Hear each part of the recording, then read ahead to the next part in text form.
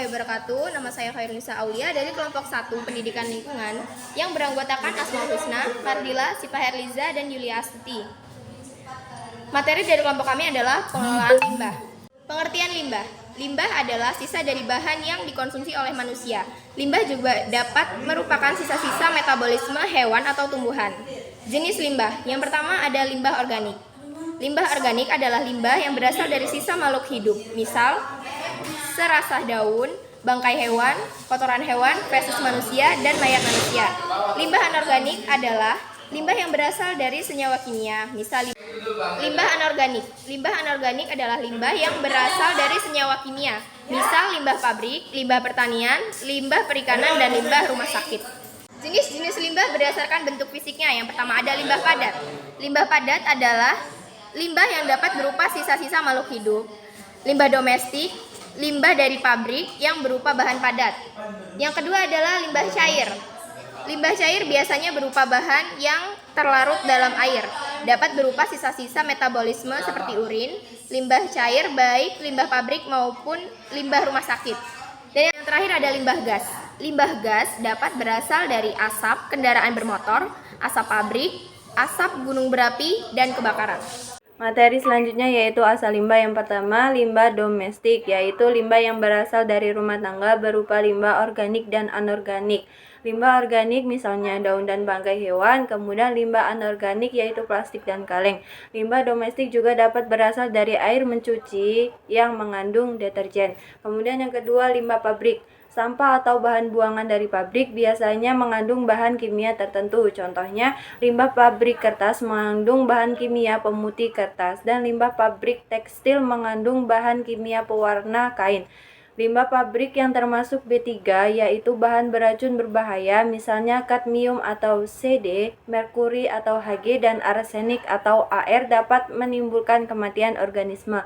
Kemudian yang ketiga, limbah pertanian. Digunakan dalam pertanian. Pestisida adalah bahan kimia yang digunakan untuk memberantas kimia tanaman, misalnya serangga, siput, dan tikus. Pestisida dibedakan menjadi 6, yaitu yang pertama, akarisida atau laba-laba dan kutu, kemudian insektisida atau serangga, mitisida atau tungau, moluskisida atau cacing dan siput, rodentisida atau tikus dan hewan pengerat lainnya, kemudian yang terakhir fungisida serta herbisida atau gulma. Kemudian pengelolaan limbah non-daur ulang. Membakar sampah di tempat pembuangan sampah atau landfill. Kemudian yang kedua, membuang sampah dalam lubang dan menimbunnya dengan tanah atau landfill. Kemudian mengolah botol plastik bekas kemasan air minum menjadi hiasan atau mainan anak-anak. Kemudian yang keempat, memanfaatkan daun, bunga, dan ranting kering sebagai hiasan atau souvenir.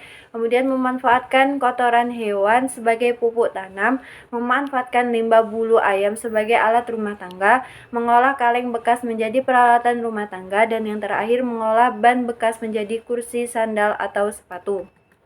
Kemudian pengolahan limbah daur ulang. Contohnya sampah atau limbah anorganik dan organik yang dapat didaur ulang antara lain yang pertama, plastik bekas didaur ulang menjadi alat-alat rumah tangga misalnya ember atau mainan anak-anak. Kemudian yang kedua, kertas.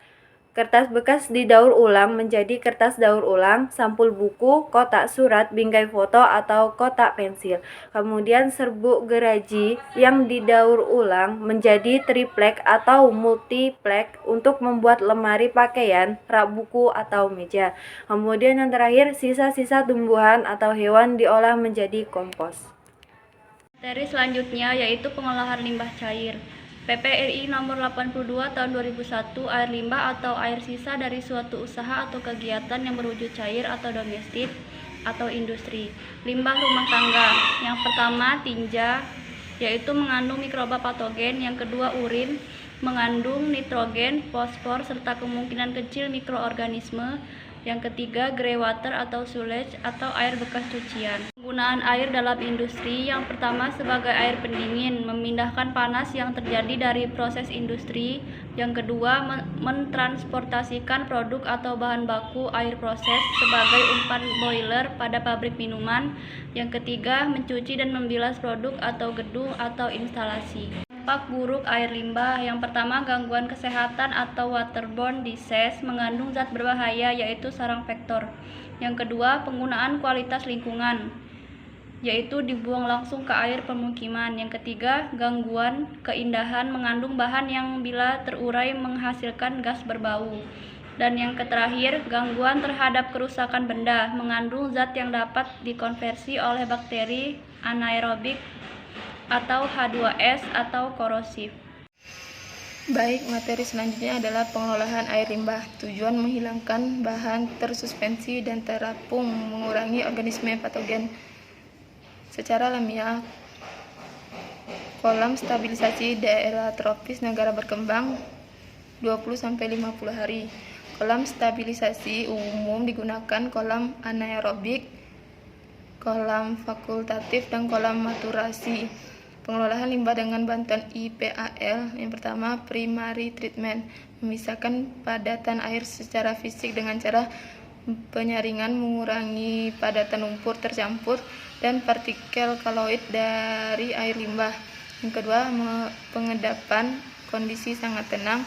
Ada kalanya bahan kimia ditambahkan untuk menetralkan keadaan atau meningkatkan pengurangan dari partikel tercampur secara gravitasi. Yang kedua, secondary treatment, tujuannya untuk mengkoagulasi dan menghilangkan koloid serta untuk menstabilkan zat organik dalam limbah. Dilakukan dengan yang pertama, proses aerobik, penguraian bahan organik oleh mikroorganisme dengan O2 sebagai elektron dalam air limbah. Ada dua cara menambahkan oksigen ke dalam air. Yang pertama, memasukkan udara ke dalam air limbah. Yang kedua, memaksa air ke atas untuk kontak dengan oksigen. Yang kedua, proses anaerobik, zat organik diurai tanpa kehadiran oksigen. Hasil akhir campuran metane dan CO2 serta uap air. 3. Tertiary treatment. Lanjutan pengelolaan kedua, pengelolaan untuk menghilangkan nutrisi atau unsur hara khususnya nitrat dan fosfat. Dapat dilakukan pemusnahan mikroorganisme patogen dengan menambahkan klor pada air limbah. Kemudian, pengelolaan ekskreta. Pengelolaan ekskreta dapat dilakukan dengan menampung dan mengolahnya pada jamban atau septic tank yang ada di sekitar tempat tinggal. Dialirkan ke tempat pengelolaan atau dilakukan secara kolektif. Untuk mencegah meresapnya air limbah ekskreta ke sumur atau resapan air, jamban yang dibuat harus sehat. Yang pertama, tidak mengotori permukaan tanah sekeliling jamban. Kemudian yang kedua, tidak mengotori air permukaan. Yang ketiga, tidak mengotori air tanah sekitar. Yang keempat, tidak terjangkau oleh serangga, kecoa, dan lainnya. Kemudian yang kelima, tidak menimbulkan bau. Keenam, mudah digunakan dan dipelihara. Kemudian yang ketujuh, sederhana desainnya. Kemudian 8, murah. Dan yang 9, dapat diterima oleh pemakainya. Baiklah, sekian materi dari kami. Kami akhiri. Wassalamualaikum warahmatullahi wabarakatuh.